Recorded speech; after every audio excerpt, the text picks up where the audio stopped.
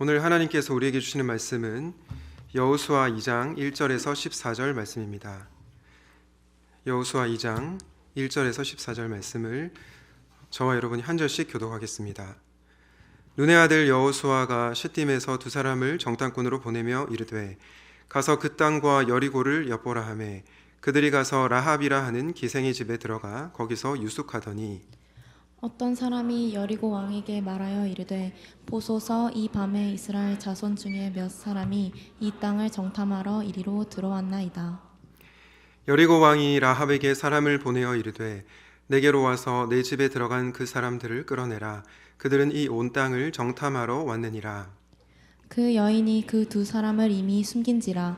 이르되 과연 그 사람들이 에게 왔었으나 그들이 어디에서 왔는지 나는 알지 못하였고 그 사람들이 어두워 성문을 닫을 때쯤 되어 나갔으니 어디로 갔는지 내가 알지 못하나 급히 따라가라. 그리하면 그들을 따라잡으리라 하였으나 그가 이미 그들을 이끌고 지붕에 올라가서 그 지붕에 버려놓은 삼대에 숨겼더라. 그 사람들은 요단 나루터까지 그들을 쫓아갔고 그들을 뒤쫓는 자들이 나가자 곧 성문을 닫았더라. 또 그들이 눕기 전에 라합이 지붕에 올라와서 그들에게 이르러 말하되 여호와께서 이 땅을 너희에게 주신 줄을 내가 아노라. 우리가 너희를 심히 두려워하고 이 땅 주민들이 다 너희 앞에서 간담이 농나니 이는 너희가 애굽에서 나올 때에 여호와께서 너희 앞에서 홍해 물을 마르게 하신 일과 너희가 요단 저쪽에 있는 아모리 사람의 두 왕 시온과 옥에게 행한 일 곧 그들을 전멸시킨 일을 우리가 들었음이니라. 우리가 듣자 곧 마음이 녹았고 너희로 말미암아 사람이 정신을 잃었나니 너희 하나님 여호와는 위로는 하늘에서도 아래로는 땅에서도 하나님이시니라. 그러므로 이제 청하노니 내가 너희를 선대하였은즉 너희도 내 아버지의 집을 선대하도록 여호와의 이름으로 내게 맹세하고 내게 징표를 내라. 그리고 나의 부모와 나의 남녀 형제와 그들에게 속한 모든 사람을 살려주어 우리 목숨을 죽음에서 건져내라. 그 사람들이 그에게 이르되 네가 우리의 이 일을 누설하지 아니하면 우리의 목숨으로 너희를 대신할 것이요 여호와께서 우리에게 이 땅을 주실 때에는 인자하고 진실하게 너를 대우하리라. 아멘. 잠시 기도하고 말씀 듣도록 하겠습니다. 지금 여기 계시며 말씀하시는 하나님 아버지, 오늘도 하나님의 말씀을 경청하기 위하여 이 자리 가운데로 나왔습니다. 성령님, 우리의 마음을 열어주셔서 말씀이 선포될 때에 이 말씀을 지식적으로만 받아들이는 것이 아니라 우리의 온 몸으로, 온 삶으로 받아들이게 하시고 라합이 선택한 하나님을 우리도 선택하는 복된 걸음 되게 하여 주시옵소서. 함께 하실 주님을 기대하면서 예수님의 이름으로 기도드립니다. 아멘. 오늘은 목숨을 걸고 선택한 하나님이라는 제목으로 말씀 전하겠습니다. 여러분, 우리는 인생을 살아가면서 수많은 선택을 하고 살아갑니다. 작게는 짜장면을 먹을 것인가 짬뽕을 먹을 것인가 이런 선택을 하기도 하고요. 또 어떤 직장에 갈지, 누구와 결혼할지, 그리고 어디에 투자해야 할지 조금은 큰 결정들을 하고 살아갑니다. 그런데 작은 결정도 마찬가지겠지만 큰 결정은 우리가 선택하는 것이 정말 쉽지 않은 것 같습니다.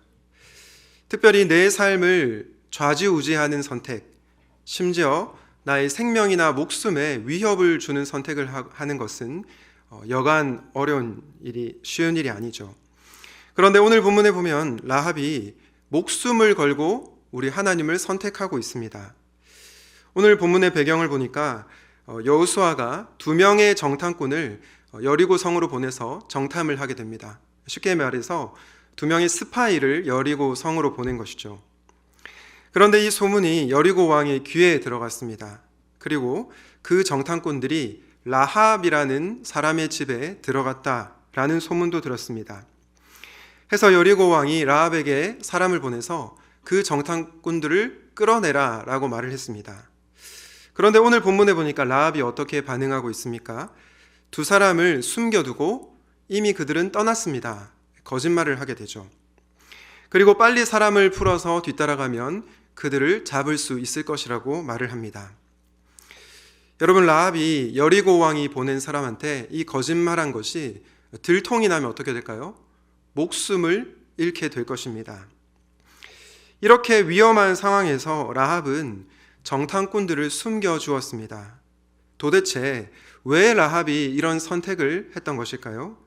그 이유는 라합이 하나님이 어떤 분이신지를 잘 알았기 때문입니다. 오늘 본문 9절에 보면 라합이 정탐꾼들을 향해 이렇게 말합니다. 내가 아노라. 라합의 고백인데요. 내가 아노라. 무엇을 안다는 것입니까? 하나님이 어떤 분이신지를 라합이 안다고 고백했던 겁니다. 라합은 비록 이방 여인이었지만 하나님이 누구신지를 잘 알았습니다. 그래서 라합은 목숨을 걸고 그 하나님을 선택하게 된 것입니다. 그렇다면 여러분, 라합이 목숨 걸고 선택한 좋으신 하나님, 그분은 어떤 분이실까요? 말씀을 통해 라합이 만난 하나님을 여러분도 만나시고 그 하나님을 선택하게 되시기를 예수님의 이름으로 축복합니다. 라합이 목숨 걸고 선택한 하나님은 누구신가? 첫 번째로는 거룩한 전사이십니다. 거룩한 전사. 여러분, 우리는 하나님을 다 안다고 감히 말해서는 안 됩니다. 사실 우리가 아는 하나님은 일부일 수 있습니다. 많은 기독교인들에게 당신이 믿는 하나님은 누구냐라고 물어본다면 대부분 이렇게 대답할 겁니다. 하나님은 사랑의 하나님이시다. 하나님은 은혜의 하나님이시다. 물론 하나님은 사랑의 하나님이 맞습니다. 그리고 은혜로우신 분이 틀림이 없습니다. 이 하나님이 너무나 중요하죠. 그런데 우리가 결코 놓쳐서는 안 되는 또 다른 이름이 있습니다. 그 이름이 뭐냐? 바로 거룩한 전사이십니다. 여러분, 김민재 목사님과 제가 4부 때 여호수아 말씀을 전하고 있는데요. 여러분들이 여호수아 말씀을 통독하시면서 좀 조심해야 할 부분이 있습니다. 그게 뭐냐면 여호수아 말씀에 보면 하나님께서 특정 민족을 전멸하라라고 하시는데요. 그걸 보면서 하나님을 폭군처럼 오해하는 것입니다. 여호수아 말씀을 읽으면서 의문이 생깁니다. 하나님께서 왜 특정 민족을 전멸시키라고 명령하는가? 사랑이 많으시다고 하는데, 그분은 선하시다고 하는데 왜 특정 민족을 전멸시키라고 하는가? 그런 질문이 생기죠.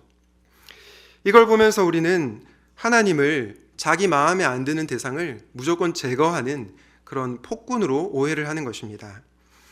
실제로 우리가 잘 아는 리처드 도킨스, 만들어진 신이라는 책을 쓴 무신론자 리처드 도킨스는 구약의 하나님은 깡패다, 구약의 하나님은 폭군이다, 이런 말을 하기도 했습니다.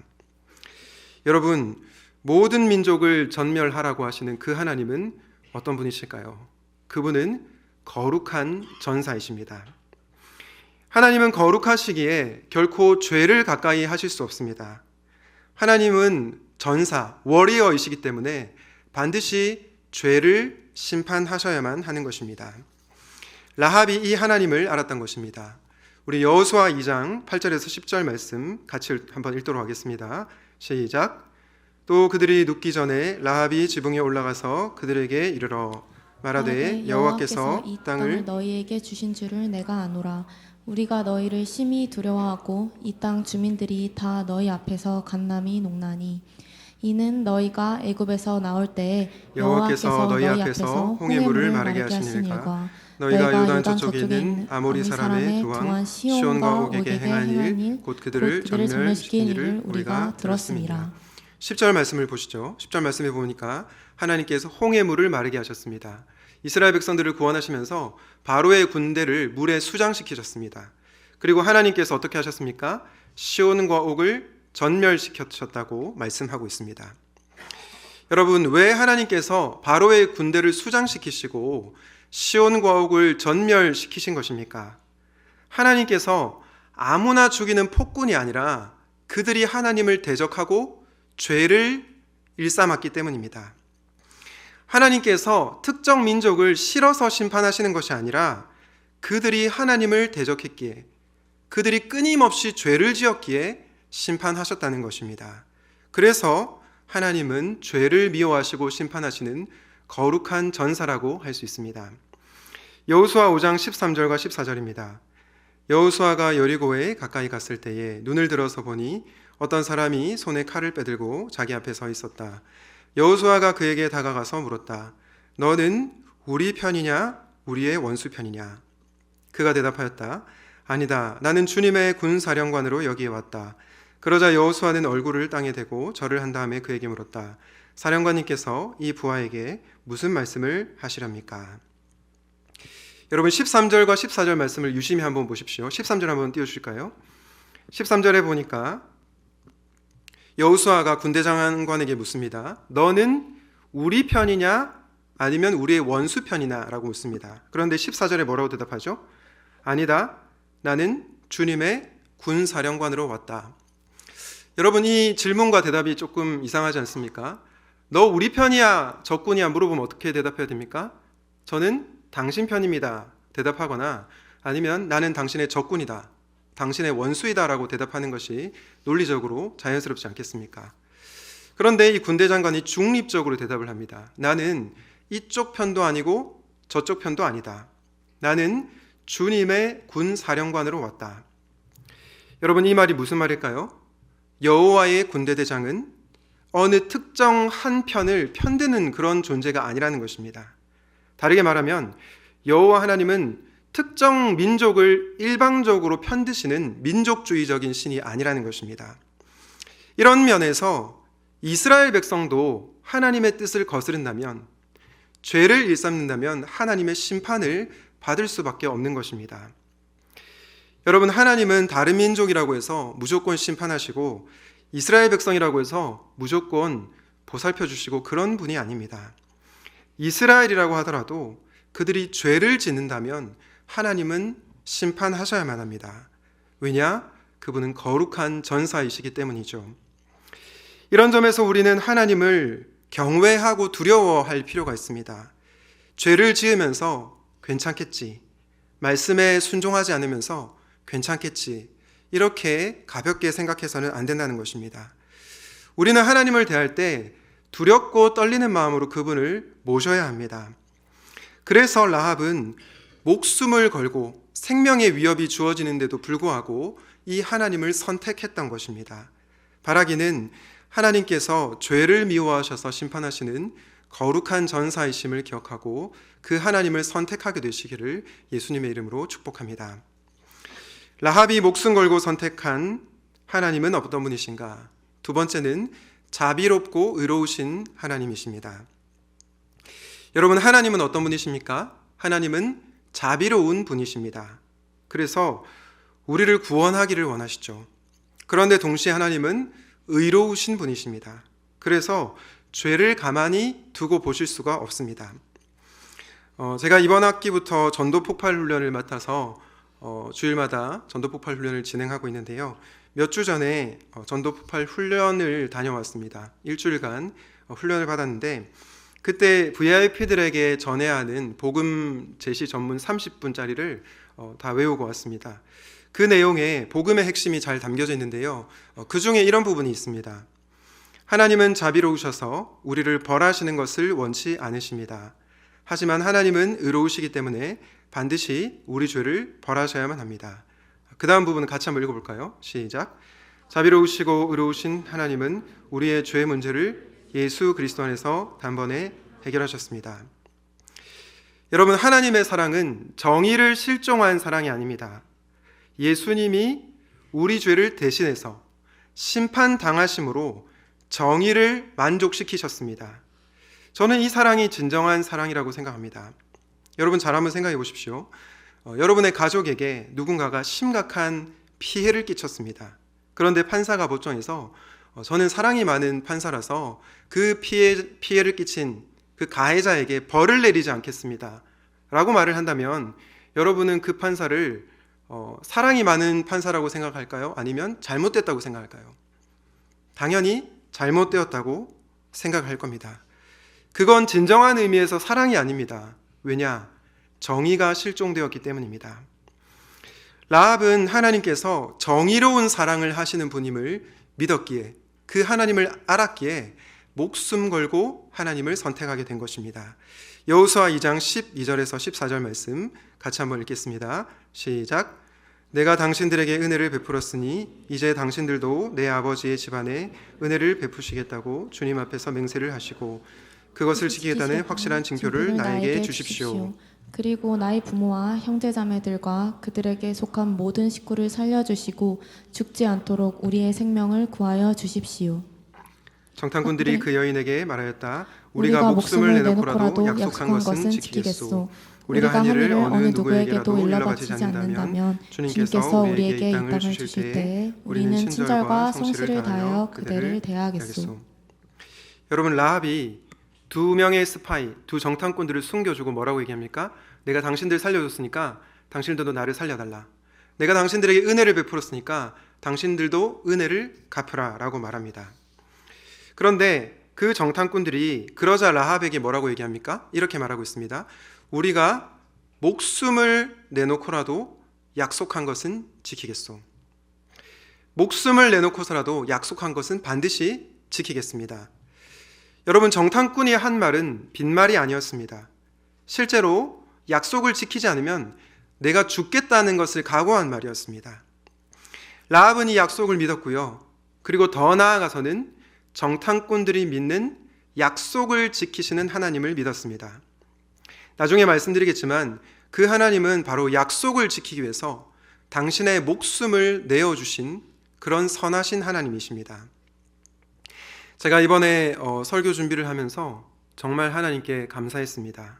왜냐하면 하필 이 본문으로 설교 준비를 하는 과정 속에서 봉준혜 감독의 미키 17이 개봉을 했기 때문입니다. 제가 정말 스포를 하고 싶지 않지만 오늘 본문과 너무 딱 맞아 떨어져서 스포를 하려고 합니다. 혹시 안 보신 분들 죄송합니다. 이 영화의 주인공은 미키라는 사람인데요. 여차여차해서 우주로 가고 제일 어려운 일을 하게 됩니다. 그 어려운 일은 뭐냐면 죽었다가 태어나고 죽었다가 태어나고 이런 일을 하는 겁니다.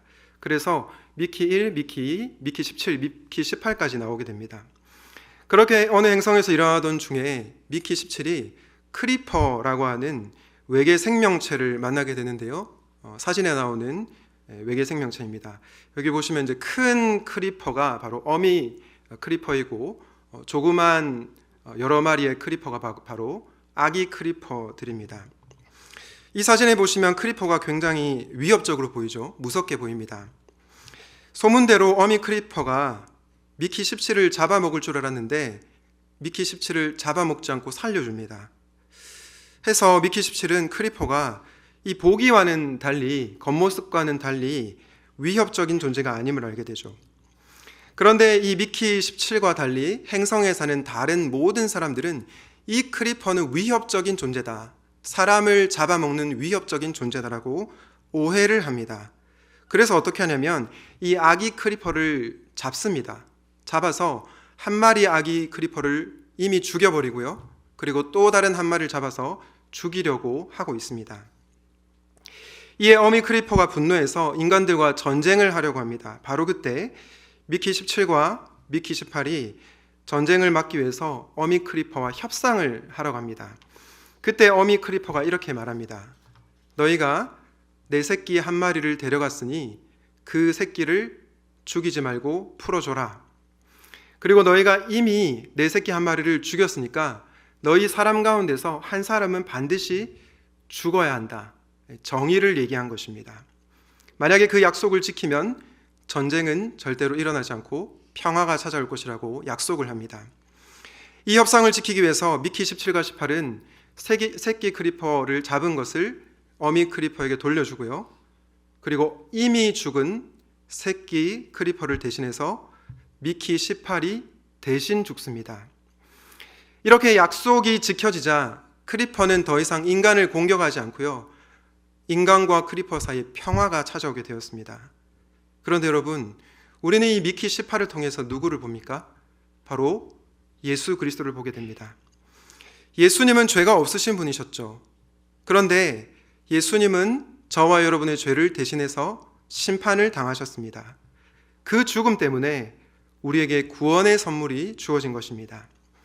십자가에서 무엇이 만족되었습니까? 하나님의 자비로우심과 그분의 의로우심이 동시에 만족이 된 것입니다.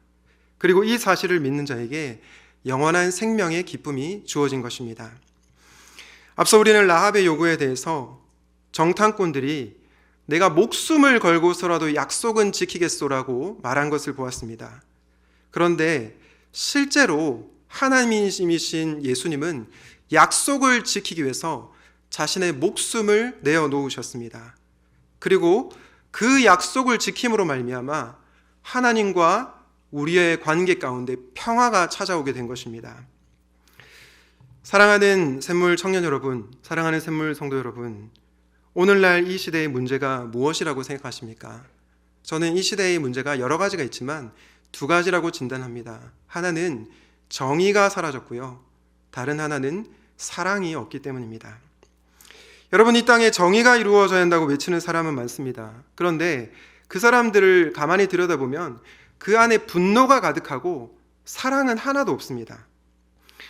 또 반대로 사랑이 중요하다고 말을 하는 사람들이 있습니다. 그런데 그 사람을 유심히 살펴보면 죄에 대한 공의로움이 없습니다. 법을 지키려고자 하는 마음이 없습니다. 그래서 정의와 사랑이 실종되었기 때문에 이 땅에 갈등과 분쟁과 고통이 이루어지고 있는 것입니다. 그런데 여러분, 우리 하나님은 어떤 분이시라고요? 그분은 자비로우시고 동시에 의로우신 분이십니다. 실제로 예수님은 자신의 목숨을 걸고 저와 여러분을 선택하신 분이십니다. 바라기는 자비와 공의를 동시에 이루신 우리 주님을 선택하고 그 예수님을 닮아서 여러분의 삶 가운데 자비와 공의가 드러나게 되시기를 주님의 이름으로 축복합니다. 라합이 목숨 걸고 선택한 하나님은 어떤 분이셨습니까? 하나님은 거룩한 전사요 자비롭고 의로우신 분이셨습니다. 마지막으로 라합이 목숨 걸고 선택하신 하나님은 어떤 분이십니까? 그분은 경계를 넘으시는 하나님이십니다. 여러분, 모든 사람에게는 자기만의 선이라는 것이 있습니다. 경계가 있죠. 내가 모든 사람들을 다 품을 수 있어도 저 사람만큼은 품을 수 없다. 나만의 어떤 기준, 나만의 선이 있습니다. 그런데 우리 하나님에게는 그런 선이, 그런 경계가 없습니다. 우리 여호수아 2장 1절 말씀 다 같이 한번 읽도록 하겠습니다. 시작. 눈의 아들 여호수아가 가서 그 땅과 여리고를 엿보라 하매 그들이 가서 라합이라 하는 기생의 집에 들어가 거기서 유숙하더니. 여러분, 라합의 직업이 뭐라고 되어 있죠? 기생이라고 되어 있습니다. 이 기생이라고 하는 단어가 히브리어로 조나라고 하는데 두 가지 의미가 있습니다. 하나는 여관 주인이라는 의미도 있고 다른 하나는 창녀라는 의미도 있습니다. 다시 말해서 라합은 어떤 사람이었는가? 여관을 운영하면서 창녀 일도 하는 그런 여인이었던 겁니다. 그런데 여러분, 그 창녀에게 누가 찾아오셨습니까? 하나님이 찾아오셨습니다. 그리고 하나님을 믿고 선택한 그녀를 구원하셨습니다. 이를 통해 우리는 무엇을 압니까? 하나님은 사람을 차별하지 않으신다는 것입니다. 여러분, 구약시대 때 사람들은 남성, 유대인, 종교 지도자들을 존경했습니다. 여성, 이방인, 창녀들은 무시했습니다. 그런데 하나님께서 누구를 찾아오셨습니까? 여성이었고 이방인이었고 심지어 창녀였던 그녀를 하나님께서 먼저 찾아오셨다는 것입니다. 하나님은 사람이 세워놓은 모든 경계와 선을 뛰어넘고 라합에게 찾아오셨다는 것입니다. 여러분, 야고보서 2장에 보면 야고보 사도가 믿음의 인물 두 사람을 거론을 하는데요. 2장 23절에 보니까 누가 나오죠? 아브라함이 나오고요. 25절에 보니까 누가 나오죠? 기생 라합이 나옵니다. 우리가 잘 아는 것처럼 아브라함은 믿음의 조상이었습니다. 존경을 받는 인물이었죠. 그런데 야고보 사도가 믿음의 인물 두 사람을 거론할 때 아브라함과 대등하게 기생 라합을 올려두고 있다는 것입니다. 이것이 무엇을 의미합니까? 하나님께서 남성이든 여성이든 나이가 많든 적든 그가 어떤 민족이든 직업이 어떻든 그 무엇도 상관없이 하나님은 경계를 넘어서는 분이시라는 것을 알 수 있습니다. 하나님의 구원에는 선이 없다는 것입니다. 사실 예수님도 마찬가지셨습니다. 마태복음 21장 31절에 이렇게 말씀합니다. 그 둘 중에 누가 아버지의 뜻대로 하였느냐? 이르되 둘째 아들이니이다. 예수께서 그들에게 이르시되 내가 진실로 너희에게 이르노니 세리들과 창녀들이 너희보다 먼저 하나님의 나라에 들어가리라. 방금 읽은 이 마태복음 21장 31절 앞부분에 보면 예수님께서 맏아들과 둘째 아들의 비유를 들려주는데요.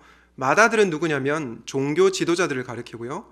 둘째 아들은 세리와 창녀들을 가리킵니다. 그런데 종교 지도자들은 어떻게 생각하냐면 세리와 창녀들은 구원받을 수 없다고 생각했습니다. 그런데 예수님께서 뭐라고 말씀하십니까? 오히려 그들이 너희보다 먼저 하나님 나라에 들어갈 것이라고 말하고 있습니다.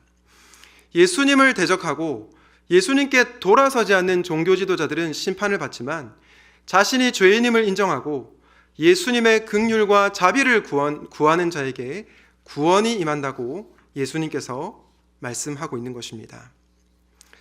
그런데 여러분, 사실 이 본문을 보면서 이 종교 지도자들의 모습 속에서 저와 여러분의 모습이 보이지는 않습니까? 우리는 나만의 기준을 세워놓고 나만의 선을 세워놓고 절대로 용납할 수 없는 인간들이 있습니다. 그리고 그 선을 넘어오지 못하게 막아버리는 것입니다. 차이를 뛰어넘는 그리스도인이라는 책에 보면 이렇게 말합니다. 우리 다 같이 한번 읽어볼까요? 시작. 차이가 별로 없는 이웃을 사랑하기는 쉽다. 다툴 일이 없는 상대를 사랑하기는 쉽다. 생활 방식이 일치하는 이웃을 사랑하기는 쉽다. 같은 것을 믿고 같은 대상에 투표하고 같은 곳에서 장을 보고 경제적 형편이 같은 데다 아이들을 같은 학교에 보내는 이웃을 사랑하기는 쉽다. 차이가 적은 상대일수록 다리를 놓기도 더 쉽다. 하지만 다리를 놓아야 할 필요성이 가장 큰 곳은 간격이 가장 넓은 곳이다. 여러분, 다리를 놓아야 할 필요성이 가장 큰 곳이 어디라고요? 차이가 가장 큰 곳, 간격이 가장 넓은 곳. 내가 생각할 때 저 사람은 절대 이 바운더리 안으로 들어올 수 없어. 그곳이 바로 우리가 다리를 놓아야 하는 곳이라는 것입니다. 사랑하는 여러분, 혹시 여러분이 경계를 넘어서지 못하는 영역이 무엇이 있습니까? MBTI 성향입니까? 나는 ISTJ라서 ENFP를 도저히 용납할 수 없어 라고 생각하십니까? 제가 어제 미용실에 가서 머리를 자르는데 저는 방해받는 걸 싫어하거든요. 그래서 머리 자를 때 항상 눈을 감고 잡니다. 그런데 우리 ENFP 미용사 선생님께서 계속 말씀을 하시더라고요. 그래서 고객님 I시죠? 이렇게 얘기하더라고요. 그래서 I입니다. 이렇게 얘기하니까 저 때문에 많이 힘드시겠어요. 이렇게 얘기해서 제가 뭐라고 했냐면 저는 ENFP를 너무 좋아합니다. 이렇게 대답했습니다. 왜 그렇게 대답했을까요? 경계를 넘어서야 되기 때문입니다. 네. 여러분, MBTI 성향이 중요하지 않습니다. 우리는 예수를 믿는 사람들이기 때문입니다. 혹시 여러분이 넘어서지 못하는 것이 경제적 차이입니까? 나는 분당에 살고 돈이 좀 있으니까 가난하고 어려운 친구들은 내 바운더리 안으로 들어올 수 없다고 생각하십니까? 그러면 그것은 하나님의 마음이 아니라는 것이죠. 여러분, 정치적 신념 때문입니까? 여러분이 보수를 지지하고 있어서 진보적인 가치를 품고 있는 사람들을 못 넘어서고 있습니까? 진보 정당을 지지하고 있어서 보수 정당을 지지하는 사람을 품지 못하고 있습니까? 그것이 어떤 것이든지 간에 성경은 그 경계를 넘어서라고 얘기합니다. 왜냐? 우리 하나님이 그 경계를 넘으신 분이시기 때문입니다. 사실 예수님이 그런 분이셨죠. 예수님은 죄가 하나도 없으신 거룩하신 분이셨습니다. 그런데 그 예수님께서 어떤 경계를 넘으셨습니까? 바로 죄라는 경계를 넘으셨습니다. 그분은 우리에게 선긋기를 하지 않으셨습니다. 오히려 죄의 장벽을 뛰어넘고 저와 여러분에게 찾아오셨습니다. 그러므로 그분은 경계를 뛰어넘은 사랑을 실천하신 분이십니다. 우리가 그분의 사랑을 누릴 때, 그분의 복음 안에 거할 때 우리도 경계를 뛰어넘는 그리스도인이 될 수 있을 것입니다. 경계를 넘어 라합에게 찾아오셨던 하나님, 죄인인 우리에게 찾아오셨던 예수님, 그 주님의 사랑을 기억할 때 우리는 목숨을 걸고 하나님을 선택하게 될 것입니다. 선을 긋고 경계를 하는 이 세상 가운데 경계를 넘으시는 그 좋으신 하나님을 만나 차이와 경계를 넘어서는 여러분 되시기를 예수님의 이름으로 축복합니다. 말씀을 맺겠습니다. 여러분, 우리는 가치 있는 어떤 대상을 만날 때 우리가 가진 것을 다 내려놓고서라도 그 대상을 선택합니다. 그런데 하나님이 우리에게 그런 분이 되시면 좋겠습니다. 왜냐? 그 하나님은 거룩한 전사이심에도 불구하고 우리를 심판하지 않으시고 예수 그리스도 안에서 우리에게 영원한 생명을 선물해 주셨기 때문입니다. 사랑과 정의를 모두 만족시킴으로써 저와 여러분을 구원하셨기 때문입니다. 게다가 우리 주님은 성별과 민족과 빈부의 격차와 직업의 귀천 상관없이 경계를 넘어서 저와 여러분에게 찾아오셨습니다. 그 사랑을 경험할 때 저와 여러분도 우리가 세워놓은 경계를 뛰어넘을 수 있을 것이라고 확신합니다. 바라기는 예수님 안에서 영생의 기쁨을 누리시고 경계를 넘으신 그분을 닮아 여러분의 선을 넘으시는 사랑하는 성도님들 되시기를 주님의 이름으로 축원드립니다. 아멘. 오늘 말씀을 기억하면서 세상 모든 민족이 함께 찬양하도록 하겠습니다.